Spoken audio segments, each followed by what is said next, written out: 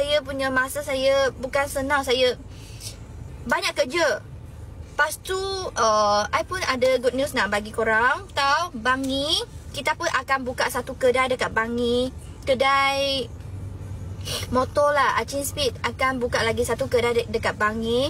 Lepas tu Bel punya studio pun tengah renovate. So soon lah saya punya putus cinta. Kalau saya putus cinta, saya tak akan buka live. Saya nak jaga muka punya orang. Macam mana saya nak buka live untuk nangis bagi you orang ketawa saya, gelak saya sebab saya putus cinta? Gila. Anak satu lelaki, satu perempuan. Lepas tu jangan main-main, jangan slow sangat, kena automatic. Jangan putus lah.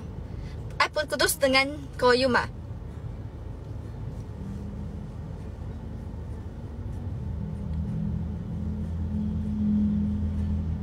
I tengah baca komen, San. I tengah baca.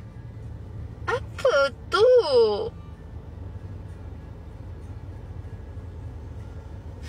Ini bukan I punya cincin. Sebenarnya dia pun bukan diamond. Ini yang you orang bagi I punya. Tapi ini bukan diamond. Ini Swarovski je. Dia nampak macam Swarovski je. Dulu mak saya beli dekat luar negara. Lepas tu saya sekarang sudah gemuk, boleh pakai. Dulu tak boleh pakai sebab dulu saya punya tangan sangat lagi kurus. Tunang, I tak suka tunang. Kalau nak saya terus nikah, terus kahwin tambah tunang. Tunang last tak jadi punya pun. Kalau betul-betul nak.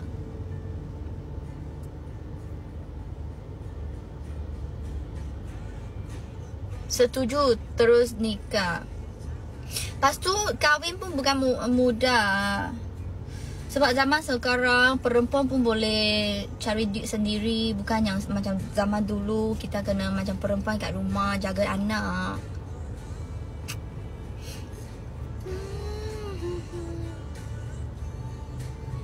考虑华人吗？有，可以，华人可以，但是你的马来文要好咯。Chinese saya pun nak juga, cuma you punya bahasa kena okay lah sebab you original Chinese ke Bel? Ya betul, saya pun Chinese. I Chinese. Dah ada my tak ada sebab I punya kerja dah habis.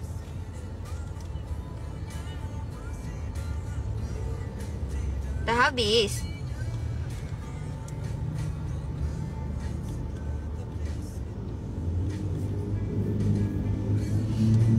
Kirim salam Yom. Okay, makasih. Nanti saya bagi dia tahu.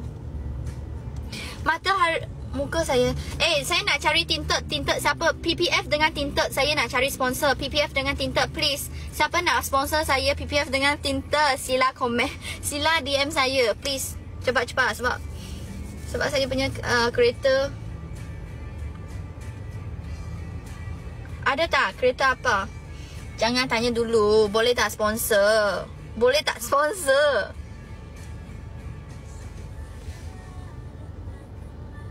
Porsche ke?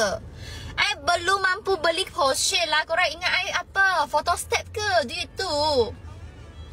Kalau saya ada duit beli Porsche, saya takkan buka live sampai tak ada malam pagi lah.